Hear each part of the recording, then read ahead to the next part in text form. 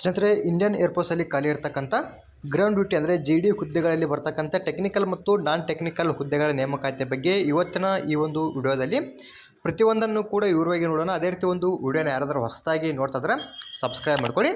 ಈ ಒಂದು ಇಂಡಿಯನ್ ಏರ್ಫೋರ್ಸಲ್ಲಿ ಖಾಲಿ ಇರ್ತಕ್ಕಂಥ ಹುದ್ದೆಗಳಿಗೆ ಸಂಬಂಧಪಟ್ಟಂತೆ ಈಗಾಗಲೇ ಅಪ್ಲಿಕೇಶನ್ ಸ್ಟಾರ್ಟ್ ಆಗಿರುತ್ತೆ. ಇಲ್ಲಿ ಅರ್ಜಿ ಸಲ್ಲಿಸೋ ಕೊನೆಯ ದಿನಾಂಕ ಬಂದ್ಬಿಟ್ಟು 14 ಡಿಸೆಂಬರ್ 2025 ಇರತಕ್ಕ ನೀವು ಇಲ್ಲಿ ಅಪ್ಲಿಕೇಶನ್ನ ಹಾಕ್ಬೋದಾಗಿರುತ್ತೆ. ಯಾವ ರೀತಿ ಅಪ್ಲಿಕೇಶನ್ನ ಹಾಕ್ಬೇಕಂದ್ರೆ ಆನ್ಲೈನ್ ಮೂಲಕ ಅಪ್ಲಿಕೇಶನ್ನ ಹಾಕ್ಬೋದಾಗಿರುತ್ತೆ. ಈ ಒಂದು ಅಪ್ಲೈ ಮಾಡೋ ಲಿಂಕನ್ನು ಕೂಡ ನಾನು ನಮ್ಮ ಟೆಲಿಗ್ರಾಮ್ ಗ್ರೂಪಲ್ಲಿ ಕೊಟ್ಟಿರ್ತೀನಿ. ಇನ್ನು ಇಲ್ಲಿ ಖಾಲಿ ಇರ್ತಕ್ಕಂಥ ಹುದ್ದೆಗಳಿಗೆ ಸಂಬಂಧಪಟ್ಟಂತೆ ಅರ್ಜಿನ ಸಲ್ಲಿಸೋದಕ್ಕೆ ಯಾವ ರೀತಿ ಕ್ವಾಲಿಫಿಕೇಷನ್ ಆಗಿರಬೇಕು, ಎಷ್ಟೆಷ್ಟು ವೇಕೆನ್ಸಿಗಳು ಖಾಲಿ ಇರ್ತವೆ, ಜೊತೆಗೆ ಇನ್ನಿತರ ಮಾಹಿತಿ ಬಗ್ಗೆ ನಾವು ಇಲ್ಲಿ ಪ್ರತಿಯೊಂದನ್ನು ಕೂಡ ಈಗ ವಿವರವಾಗಿ ನೋಡ್ತಾ ಹೋಗೋಣ.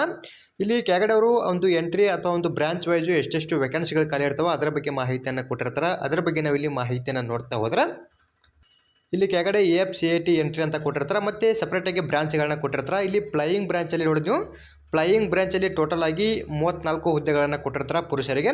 ಇನ್ನು ಸಪ್ರೇಟಾಗಿ ಮಹಿಳಾ ಅಭ್ಯರ್ಥಿಗಳಿಗೆ ಸಂಬಂಧಪಟ್ಟಂತೆ ಕೂಡ 4 ಹುದ್ದೆಗಳನ್ನು ಕೊಟ್ಟಿದ್ದಾರೆ. ಇನ್ನು GDಯಲ್ಲಿ ಟೆಕ್ನಿಕಲ್ಗೆ ಸಂಬಂಧಪಟ್ಟಂತೆ ನೋಡ್ತಾ ಹೋದ್ರೆ ಇಲ್ಲಿ ಟೋಟಲಾಗಿ ಪುರುಷ ಅಭ್ಯರ್ಥಿಗಳಿಗೆ ಸಂಬಂಧಪಟ್ಟಂತೆ 3 ಹುದ್ದೆಗಳನ್ನ ಕೊಟ್ಟಿರ್ತಾರೆ.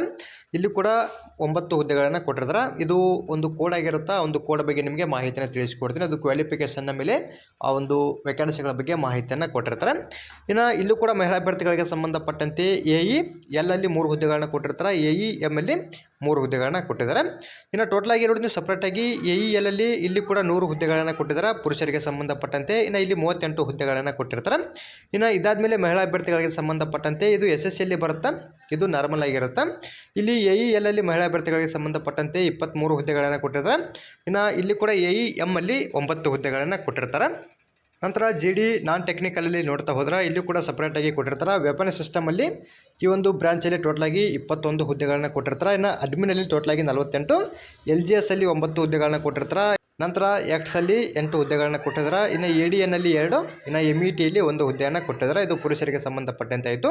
ಇನ್ನು ಮಹಿಳಾ ಅಭ್ಯರ್ಥಿಗಳಿಗೆ ಸಂಬಂಧಪಟ್ಟಂತೆ ವೆಪನ್ ಸಿಸ್ಟಮಲ್ಲಿ ಬ್ರಾಂಚಲ್ಲಿ ನೋಡ್ತಾ ಹೋದರೆ ಇಲ್ಲಿ ಕೂಡ ಟೋಟಲಾಗಿ 5 ಹುದ್ದೆಗಳನ್ನ ಕೊಟ್ಟಿರ್ತಾರೆ. ಅಡ್ಮಿನಲ್ಲಿ 12, LGS ಅಲ್ಲಿ 2, SC/CTS ಅಲ್ಲಿ 2 ಹುದ್ದೆಗಳನ್ನ ಕೊಟ್ಟಿರ್ತಾರೆ. ಇನ್ನು EDN ಅಲ್ಲಿ 2, METಯಲ್ಲಿ 2 ಹುದ್ದೆಗಳನ್ನು ಕೊಟ್ಟಿದ್ದಾರೆ. ಇನ್ನು ಇದಾದಮೇಲೆ ಕೊನೆಯದಾಗಿ ಸಪ್ರೇಟಾಗಿ NCC ಸ್ಪೆಷಲ್ ಎಂಟ್ರಿಯಲ್ಲಿ ನೋಡ್ತಾ ಹೋದರೆ ಇಲ್ಲಿ ಫ್ಲೈಯಿಂಗ್ ಬ್ರಾಂಚಲ್ಲಿ ವೇಕೆನ್ಸಿಗಳನ್ನು ಕೊಟ್ಟಿರ್ತಾರೆ. ಇಲ್ಲಿ 10% ವೇಕೆನ್ಸಿಗಳನ್ನು ತೊಗೊಂಡಿರ್ತಾರೆ. ಮೇಲ್ಗಡೆ ಏನು ವೇಕೆನ್ಸಿಗಳನ್ನ ಕೊಟ್ಟಿದ್ದಾರಲ್ಲ ಆ ಒಂದು ವೇಕೆನ್ಸಿಗಳಿಗೆ ಸಂಬಂಧಪಟ್ಟಂತೆ ಇಲ್ಲಿ 10% ವೇಕೆನ್ಸಿಗಳನ್ನ ಅವರು ತೊಗೊಳ್ತಕ್ಕಂಥದ್ದು. ಇನ್ನು ಇದೇ ರೀತಿ ಇಲ್ಲಿ ಖಾಲಿರ್ತಕ್ಕಂಥ ಹುದ್ದೆಗಳಿಗೆ ಸಂಬಂಧಪಟ್ಟಂತೆ ಅರ್ಜಿನ ಸಲ್ಲಿಸೋದಕ್ಕೆ ಯಾವ ರೀತಿ ಕ್ವಾಲಿಫಿಕೇಷನ್ ಆಗಿರಬೇಕು, ಒಂದು ಬ್ರಾಂಚ್ ವೈಸ್ ಅದರ ಬಗ್ಗೆ ನಾವಿಲ್ಲಿ ಮಾಹಿತಿಯನ್ನು ನೋಡ್ತಾ ಹೋಗೋಣ. ಆ ಒಂದು ಕ್ವಾಲಿಫಿಕೇಷನ್ ಬಗ್ಗೆಯೂ ಕೂಡ ಅವರು ಕೆಳಗಡೆಯಲ್ಲಿ ಮಾಹಿತಿಯನ್ನು ಕೊಟ್ಟಿದ್ದಾರೆ.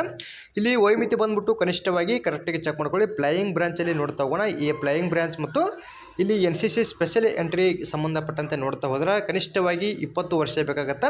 ಗರಿಷ್ಠವಾಗಿ 24 ವರ್ಷದ ಒಳಗಡೆ ಇರ್ತಕ್ಕಂಥವ್ರು ಅಪ್ಲಿಕೇಶನ್ನ ಹಾಕ್ಬೋದಾಗಿರತ್ತೆ. ಇನ್ನು GD ನಾನ್ ಟೆಕ್ನಿಕಲ್ಲು ಮತ್ತು ಟೆಕ್ನಿಕಲಲ್ಲಿ ನೋಡ್ತಾ ಹೋದ್ರೆ ಇಲ್ಲಿ 20 ರಿಂದ 26 ವರ್ಷದ ಒಳಗಡೆ ಇರ್ತಕ್ಕಂಥವ್ರು ಅಪ್ಲಿಕೇಶನ್ನ ಹಾಕ್ಬೋದಾಗಿರತ್ತೆ. ಕರೆಕ್ಟಾಗಿ ವಯೋಮಿತಿ ಬಗ್ಗೆ ಮಾಹಿತಿಯನ್ನು ಚೆಕ್ ಮಾಡ್ಕೊಳ್ಳಿ.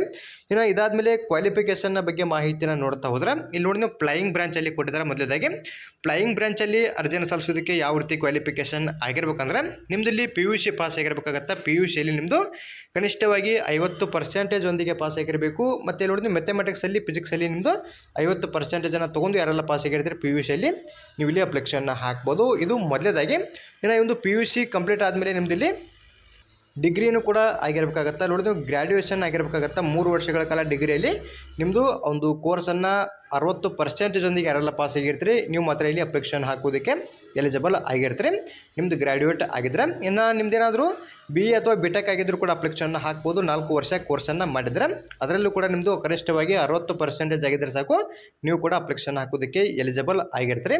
ಇನ್ನು ಈ ಒಂದು ಕ್ವಾಲಿಫಿಕೇಷನ್ ಕೂಡ ಆಗದಲ್ಲಿ ಕೆಳಗಡೆ ಮತ್ತೊಂದು ಕ್ವಾಲಿಫಿಕೇಷನ್ ಕೂಡ ಕೊಟ್ಟಿರ್ತಾರೆ. ಇಲ್ಲಿ ನೋಡಿ ಇದೇ ರೀತಿ ಇದೆ ಅಂದರೆ ಇಲ್ಲಿ candidates who have cleared section A and B examination of associate membership of institute of engineers ಅಥವಾ ಅಂತ ಕೊಟ್ಟಿದ್ದಾರೆ. ಇನ್ನು aeronautical society of India from a recognised university with a minimum 60% marks ಅಂತ ಕೊಟ್ಟಿರ್ತಾರೆ.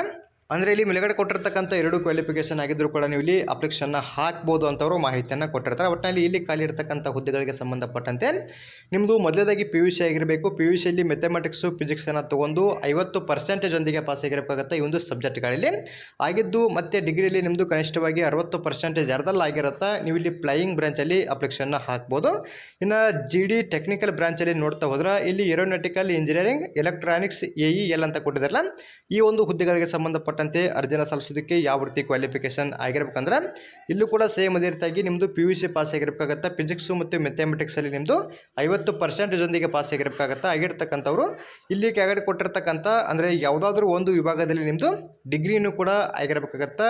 ಇಲ್ಲಿ ಕೊಟ್ಟಿರ್ತಕ್ಕಂಥ ಯಾವುದಾದ್ರೂ ಒಂದು ವಿಭಾಗದಲ್ಲಿ ನಿಮ್ಮದು ಡಿಗ್ರಿ ಆಗಿದ್ದರೆ ಸಾಕು, ನೀವು GD ಟೆಕ್ನಿಕಲ್ ಬ್ರಾಂಚಲ್ಲಿ ಅಪ್ಲಿಕೇಶನ್ನ ಹಾಕ್ಬೋದಾಗಿರುತ್ತೆ. ಇಲ್ಲಿ ಕೊಟ್ಟಿರ್ತಕ್ಕಂಥ ಒಂದು ಸ್ಟ್ರೀಮ್ಗಳು ಅಥವಾ ಒಂದು ವಿಭಾಗಗಳನ್ನ ಕೂಡ ಕರೆಕ್ಟಾಗಿ ಚೆಕ್ ಮಾಡ್ಕೊಂಡು ನೀವು ಇಲ್ಲಿ ಅಪ್ಲಿಕೇಶನ್ನ ಹಾಕ್ಬೋದಾಗಿರುತ್ತೆ. ಇದು ಈ ಒಂದು ಬ್ರಾಂಚ್ಗೆ ಸಂಬಂಧಪಟ್ಟಂತೆ ಆಯಿತು. ಇನ್ನು ಸಪ್ರೇಟಾಗಿ ಇದಾದಮೇಲೆ ಇಲ್ಲಿ ಏರೋನಾಟಿಕಲ್ ಇಂಜಿನಿಯರ್ ಮೆಕ್ಯಾನಿಕಲ್ಗೆ ಸಂಬಂಧಪಟ್ಟಂತೆ ನೋಡ್ತಾ ಹೋಗೋಣ. ಇಲ್ಲೂ ಕೂಡ ಸೇಮ್ ಇದೇ ರೀತಿಯಾಗಿ ನಿಮ್ಮದು PUC ಆಗಿರಬೇಕು. PUCಯಲ್ಲಿ ಫಿಸಿಕ್ಸು ಮತ್ತು ಮ್ಯಾಥಮೆಟಿಕ್ಸನ್ನು 50% ಒಂದಿಗೆ ಪಾಸ್ ಆಗಿರಬೇಕಾಗತ್ತೆ. ಮತ್ತು ಇದಾದಮೇಲೆ ಡಿಗ್ರಿನೂ ಕೂಡ ಆಗಿರಬೇಕಾಗತ್ತೆ 4 ವರ್ಷದಲ್ಲಿ. ಇಲ್ಲಿ ಕೆಳಗಡೆ ಕೊಟ್ಟಿರ್ತಕ್ಕಂಥ ಯಾವುದಾದ್ರೂ ಒಂದು ವಿಭಾಗದಲ್ಲಿ ನೀವು 60% ಒಂದಿಗೆ ಪಾಸ್ ಆಗಿದ್ದರೆ ಸಾಕು, ನೀವು ಕೂಡ ಇಲ್ಲಿ ಅಪ್ಲಿಕೇಶನ್ನ ಹಾಕ್ಬೋದಾಗಿರುತ್ತೆ. ಇನ್ನು ಗ್ರೌಂಡ್ ಡ್ಯೂಟಿ ನಾನ್ ಟೆಕ್ನಿಕಲ್ ಬ್ರಾಂಚಲ್ಲಿ ನೋಡ್ತಾ ಹೋದ್ರೆ ಇಲ್ಲಿ ವೆಪನ್ ಸಿಸ್ಟಮಲ್ಲಿ ಕೊಟ್ಟಿರ್ತಾರೆ. ಇಲ್ಲಿ ಯಾವ ರೀತಿ ಕ್ವಾಲಿಫಿಕೇಷನ್ ಬೇಕಂದ್ರೆ ಇಲ್ಲಿ ಕೂಡ ನಿಮ್ಮದು PUC ಪಾಸ್ ಆಗಿರಬೇಕಾಗತ್ತೆ. ಇಲ್ಲಿ ಫಿಸಿಕ್ಸು ಮತ್ತು ಮ್ಯಾಥ್ಸಲ್ಲಿ 50% ಒಂದಿಗೆ ಪಾಸ್ ಆಗಿರಬೇಕಾಗತ್ತೆ. ಇನ್ನು ಇದರ ಜೊತೆಗೆ ಇಲ್ಲಿ ಮತ್ತು ಅಂತ ಕೊಟ್ಟಿರ್ತಾರೆ. ಮತ್ತು ಡಿಗ್ರಿನೂ ಕೂಡ ಆಗಿರಬೇಕಾಗತ್ತೆ. ಡಿಗ್ರಿಯಲ್ಲಿ ನಿಮ್ಮದು 3 ವರ್ಷಗಳ ಕಾಲ ಕೋರ್ಸನ್ನು ಮಾಡಿ ಅದರಲ್ಲಿ ಕನಿಷ್ಠವಾಗಿ 60% ಒಂದಿಗೆ ಪಾಸ್ ಆಗಿದ್ದರೆ ಸಾಕು, ಇಲ್ಲಿ ಖಾಲಿ ಇರ್ತಕ್ಕಂಥ ಹುದ್ದೆಗಳಿಗೆ ನೀವು ಅರ್ಜಿನ ಸಲ್ಲಿಸ್ಬೋದು. ನಿಮ್ಮದೇನಾದರೂ ಡಿಗ್ರಿ ಆಗದಲ್ಲಿ BE ಅಥವಾ BTechಲ್ಲಿ 60% ಒಂದಿಗೆ ಪಾಸ್ ಆಗಿದ್ದರೆ ಸಾಕು, ನೀವು ಕೂಡ ಇಲ್ಲಿ ಅಪ್ಲಿಕೇಶನ್ನ ಹಾಕ್ಬೋದಾಗಿರುತ್ತೆ. ಅಡ್ಮಿನಿಸ್ಟ್ರೇಷನ್ ಆ್ಯಂಡ್ ಲಾಜಿಸ್ಟಿಕ್ಸಲ್ಲಿ ನೋಡ್ತಾ ಹೋದ್ರೆ ಇಲ್ಲಿ ಕೂಡ ಸೇಮ್ ಅದೇ ರೀತಿಯಾಗಿ ನಿಮ್ಮದು PUC ಪಾಸ್ ಆಗಿದ್ದು ಮತ್ತು ಡಿಗ್ರಿನೂ ಕೂಡ ಆಗಿರಬೇಕಾಗತ್ತೆ. ಡಿಗ್ರಿಯಲ್ಲಿ ನಿಮ್ಮದು ಯಾವುದಾದ್ರೂ ಒಂದು ಡಿಸಿಪ್ಲಿನಲ್ಲಿ ಅಂದರೆ ಯಾವುದಾದ್ರೂ ವಿಭಾಗದಲ್ಲಿ 60% ಒಂದಿಗೆ ಪಾಸ್ ಆಗಿದ್ದರೆ ಸಾಕು, ಈ ಒಂದು ಅಡ್ಮಿನಿಸ್ಟ್ರೇಷನ್ ಆ್ಯಂಡ್ ಲಾಜಿಸ್ಟಿಕ್ಸಲ್ಲಿ ಅಪ್ಲಿಕೇಶನ್ನ ಹಾಕ್ಬೋದಾಗಿರುತ್ತೆ. ಇನ್ನು ಅಕೌಂಟ್ಸ್ ಬ್ರಾಂಚಲ್ಲಿ ನೋಡ್ತಾ ಹೋದ್ರೆ ಇಲ್ಲಿ ಕೂಡ PUC ಪಾಸ್ ಆಗಿರ್ತಕ್ಕಂಥ ಅಪ್ಲಿಕೇಶನ್ನ ಹಾಕ್ಬೋದು. ಮತ್ತು ಜೊತೆಗೆ ಡಿಗ್ರಿನೂ ಕೂಡ ಆಗಿರಬೇಕು. ಡಿಗ್ರಿಯಲ್ಲಿ ಯಾವುದಾದ್ರೂ ಒಂದು ವಿಭಾಗದಲ್ಲಿ 60% ಒಂದಿಗೆ ಪಾಸ್ ಆಗಿದ್ದರೆ ಸಾಕು, ಅಪ್ಲಿಕೇಶನ್ನ ಹಾಕ್ಬೋದಾಗಿರುತ್ತೆ. ಇಲ್ಲಿ ಕೆಳಗಡೆ ಎಕ್ಸಾಂಪಲ್ನು ಕೂಡ ಕೊಟ್ಟಿದ್ದಾರೆ. BCom ಆಗಿರ್ತಕ್ಕಂಥ ಅಪ್ಲಿಕೇಶನ್ನ ಹಾಕ್ಬೋದು ಅಂತೇಳಿ ಇಲ್ಲಿ ಕೂಡ ನೀವು ಚೆಕ್ ಮಾಡ್ಕೋಬೋದಾಗಿರುತ್ತೆ.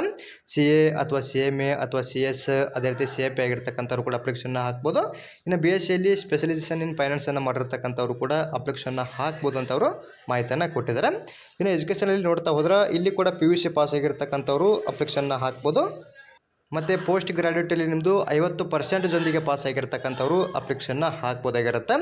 ಇನ್ನು ಮೆಟರಾಲಜಿಯಲ್ಲಿ ನೋಡ್ತಾ ಹೋದ್ರೆ ಇಲ್ಲಿ ಕೂಡ ಮೊದಲದಾಗಿ PUC ಪಾಸ್ ಆಗಿರಬೇಕು. ಮತ್ತು BSCಯಲ್ಲಿ ನಿಮ್ಮದು ಫಿಸಿಕ್ಸು ಮ್ಯಾಥಮೆಟಿಕ್ಸ್ ಒಂದಿಗೆ 60% ಒಂದಿಗೆ ಪಾಸಾಗಿ ಅದಾದಮೇಲೆ ಇಲ್ಲಿ ಕೆಳಗಡೆ ಕೊಟ್ಟಿರ್ತಕ್ಕಂಥ ಯಾವುದಾದ್ರೂ ಒಂದು ವಿಭಾಗದಲ್ಲಿ ನೀವು ಪಾಸಾಗಿ ಅದರಲ್ಲಿ ಕನಿಷ್ಠವಾಗಿ 60% ತೊಗೊಂಡ್ರೆ ಸಾಕು, ಇಲ್ಲಿ ಖಾಲಿ ಇರತಕ್ಕಂಥ ಹುದ್ದೆಗಳಿಗೆ ನೀವು ಅರ್ಜಿನ ಸಲ್ಲಿಸ್ಬೋದಾಗಿರುತ್ತೆ. ಕರೆಕ್ಟಾಗಿ ಒಂದು ಬ್ರಾಂಚ್ ವೈಸ್ ಕ್ವಾಲಿಫಿಕೇಷನ್ನ ಕೊಟ್ಟಿರ್ತಾರೆ. ಕರೆಕ್ಟಾಗಿ ಚೆಕ್ ಮಾಡ್ಕೊಂಡು ಎಲಿಜಿಬಲ್ ಆಗಿರ್ತಕ್ಕಂಥ ಪ್ರತಿಯೊಬ್ಬರು ಕೂಡ ಇಲ್ಲಿ ಅರ್ಜಿನ ಸಲ್ಲಿಸ್ಬೋದಾಗಿರುತ್ತೆ. ಇನ್ನು ಈ ಒಂದು ಹುದ್ದೆಗಳಿಗೆ ನೀವು ಇಲ್ಲಿ ಆನ್ಲೈನ್ ಮೂಲಕ ಅರ್ಜಿನ ಸಲ್ಲಿಸಬೇಕಾಗತ್ತಾ. ಈ ಒಂದು ಅಪ್ಲೈ ಮಾಡೋ ಲಿಂಕನ್ನು ಕೂಡ ನಾನು ನಮ್ಮ ಟೆಲಿಗ್ರಾಮ್ ಗ್ರೂಪಲ್ಲೇ ಕೊಟ್ಟಿರ್ತೀನಿ. ನಿಮಗೇನಾದರೂ ಅರ್ಜಿನ ಸಲ್ಲಿಸೋದ್ರ ಬಗ್ಗೆ ಗೊತ್ತಾಗದಿದ್ದಲ್ಲಿ ಇಲ್ಲಿ ಕೆಳಗಡೆ ಕೊಟ್ಟಿರತಕ್ಕಂಥ ಹಂತಗಳನ್ನು ಫಾಲೋ ಮಾಡ್ಕೊಂಡು ಕೂಡ ನೀವು ಇಲ್ಲಿ ಈಜಾಗಿ ಅರ್ಜಿನ ಸಲ್ಲಿಸ್ಬೋದಾಗಿರುತ್ತೆ.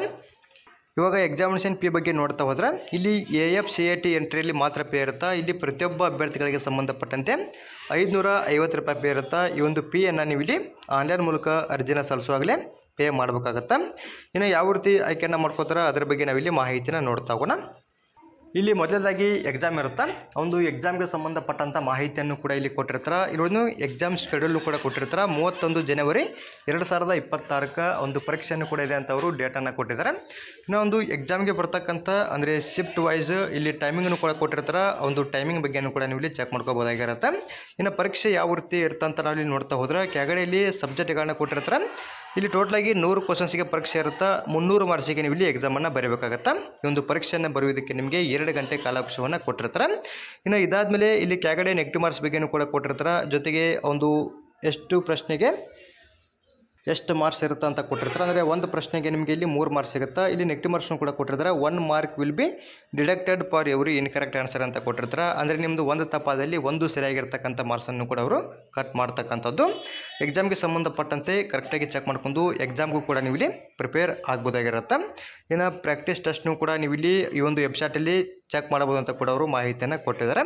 ಅದೇ ರೀತಿ ಈ ಒಂದು ಹುದ್ದೆಗಳಿಗೆ ಸಂಬಂಧಪಟ್ಟಂತೆ ಯಾರೆಲ್ಲ ಅರ್ಜಿನ ಸಲ್ಲಿಸ್ಬೇಕಂತ ಅನ್ಕೊಂಡಿರ್ತೀರಿ, ನಾನು ಇದುವರೆಗೆ ಹೇಳ್ತಕ್ಕಂಥ ಮಾಹಿತಿಗಳನ್ನು ಚೆಕ್ ಮಾಡ್ಕೊಂಡು ಎಲಿಜಿಬಲ್ ಆಗಿರ್ತಕ್ಕಂಥ ಪ್ರತಿಯೊಬ್ಬರು ಕೂಡ ಇಲ್ಲಿ ಅರ್ಜಿನ ಸಲ್ಲಿಸ್ಬೋದಾಗಿರುತ್ತೆ. ಇನ್ನು ಫಿಸಿಕಲ್ ಟೆಸ್ಟ್ ಬಗ್ಗೆನೂ ಕೂಡ ನೋಡ್ತಾ ಹೋಗೋಣ. ಇಲ್ಲಿ ಫಿಸಿಕಲ್ ಇರುತ್ತೆ, ಎಕ್ಸಾಮಲ್ಲಿ ಕ್ವಾಲಿಫೈಡ್ ಆದಮೇಲೆ ಇಲ್ಲಿ 1.6 ಕಿಲೋಮೀಟರ್ ರನ್ನಿಂಗ್ ಇರುತ್ತೆ. ಈ ಒಂದು ರನ್ನಿಂಗನ್ನು ನೀವು ಇಲ್ಲಿ 10 ನಿಮಿಷದಲ್ಲಿ ಕಂಪ್ಲೀಟ್ ಮಾಡಬೇಕಾಗುತ್ತೆ. ಜೊತೆಗೆ 10 ಪುಷಪ್ಸ್ ಇರುತ್ತೆ, ಜೊತೆಗೆ 3 ಚಿನ್ನಪ್ಸ್ ಕೂಡ ಇರತಕ್ಕಂಥದ್ದು. ಇನ್ನು ಫಿಸಿಕಲಲ್ಲಿ ಕ್ವಾಲಿಫೈಡ್ ಆದಮೇಲೆ ಮುಂದಿನ ಹಂತದಲ್ಲಿ ಡಾಕ್ಯುಮೆಂಟ್ ವೆರಿಫಿಕೇಷನ್ ಕೂಡ ಇರುತ್ತೆ. ಒಂದು ಡಾಕ್ಯುಮೆಂಟ್ ವೆರಿಫಿಕೇಷನ್ಗೆ ಸಂಬಂಧಪಟ್ಟಂತೆ ಯಾವ ಒಂದು ದಾಖಲಾತಿಗಳು ಬೇಕಾಗವ ಅದರ ಬಗ್ಗೆಯೂ ಕೂಡ ಮಾಹಿತಿಯನ್ನು ಕೊಟ್ಟಿರ್ತಾರೆ, ಅದನ್ನು ಕೂಡ ನೀವು ಇಲ್ಲಿ ಚೆಕ್ ಮಾಡ್ಬೋದಾಗಿರುತ್ತೆ. ಅದೇ ರೀತಿ ಈ ಒಂದು ಅಪ್ಲೈ ಮಾಡೋ ಲಿಂಕನ್ನು ಕೂಡ ನಾನು ನಮ್ಮ ಟೆಲಿಗ್ರಾಮ್ ಗ್ರೂಪಲ್ಲಿ ಕೊಟ್ಟಿರ್ತೀನಿ. ಎಲಿಜಿಬಲ್ ಆಗಿರ್ತಕ್ಕಂಥ ಪ್ರತಿಯೊಬ್ಬರು ಕೂಡ ಅರ್ಜಿನ ಸಲ್ಲಿಸಿ. ಇನ್ನು ಒಂದು ಪೇ ಸ್ಕೇಲ್ ಬಗ್ಗೆಯೂ ಕೂಡ ಕೊಟ್ಟಿರ್ತಾರೆ. ಇಲ್ಲಿ ನೋಡಿ ಒಂದು ಪೋಸ್ಟ್ ವೈಸ್ ಅವರು ಪೇ ಸ್ಕೇಲ್ ಬಗ್ಗೆಯೂ ಕೂಡ ಮಾಹಿತಿಯನ್ನು ಕೊಟ್ಟಿರ್ತಾರೆ. ಇಲ್ಲಿ ಒಂದು ಪೇ ಸ್ಕೇಲ್ ಬಂದ್ಬಿಟ್ಟು 56,100 ರೂಪಾಯಿಂದ ಹಿಡಿದು 1,77,500 ರೂಪಾಯಿ ತನಕ ಪೇ ಸ್ಕೇಲ್ ಸಿಗುತ್ತೆ. ಅಂದರೆ ಲೆವೆಲ್ 10ಅಲ್ಲಿ ಪೇಲು ಕೂಡ ಇರ್ತಕ್ಕಂಥದ್ದು. ಅದೇ ರೀತಿ ಈ ಒಂದು ನೋಟಿಫಿಕೇಷನ್ ಮತ್ತು ಒಂದು ಅಪ್ಲೈ ಮಾಡೋ ಲಿಂಕನ್ನು ಎರಡನ್ನೂ ಕೂಡ ನಾನು ನಮ್ಮ ಟೆಲಿಗ್ರಾಮ್ ಗ್ರೂಪಲ್ಲಿ ಕೊಟ್ಟಿರ್ತೀನಿ. ಎಲಿಜಿಬಲ್ ಆಗಿರ್ತಕ್ಕಂಥ ಪ್ರತಿಯೊಬ್ಬರು ಕೂಡ ಅರ್ಜಿನ ಸಲ್ಲಿಸಿ. ಇಲ್ಲಿ ಹೈಟ್ ಬಗ್ಗೆಯೂ ಕೂಡ ಕೊಟ್ಟಿರ್ತಾರೆ. ಪುರುಷ ಅಭ್ಯರ್ಥಿಗಳಿಗೆ ಸಂಬಂಧಪಟ್ಟಂತೆ 157 ಸೆಂಟಿಮೀಟರ್ ಹೈಟ್ ಬೇಕು. ಮಹಿಳಾ ಅಭ್ಯರ್ಥಿಗಳಿಗೆ ಸಂಬಂಧಪಟ್ಟಂತೆ 152 ಸೆಂಟಿಮೀಟರ್ ಹೈಟು ಕೂಡ ಬೇಕಾಗತಕ್ಕಂಥದ್ದು. ಅದೇ ರೀತಿ ಈ ಒಂದು ಮಾಹಿತಿ ತಮಗೆ ಇಷ್ಟವಾದಲ್ಲಿ ನಮ್ಮ ಚಾನಲ್ನ ಸಬ್ಸ್ಕ್ರೈಬ್ ಮಾಡ್ಕೊಳ್ಳಿ, ಹಾಗೆ ಲೈಕ್ ಮಾಡಿರಿ. ನಿಮ್ಮ ಸ್ನೇಹಿತರು ಕೂಡ ಶೇರ್ ಮಾಡಿ, ಅವರು ಕೂಡ ಇಲ್ಲಿ ಖಾಲಿರ್ತಕ್ಕಂಥ ಹುದ್ದೆಗಳಿಗೆ ಸಂಬಂಧಪಟ್ಟಂತೆ ಅರ್ಜಿನ ಸಲ್ಲಿಸಿ. ಅದೇ ರೀತಿ ಮತ್ತೆ ಮುಂದಿನ ವಿಡಿಯೋದಲ್ಲಿ ಭೇಟಿಯಾಗೋಣ. Thanks for watching.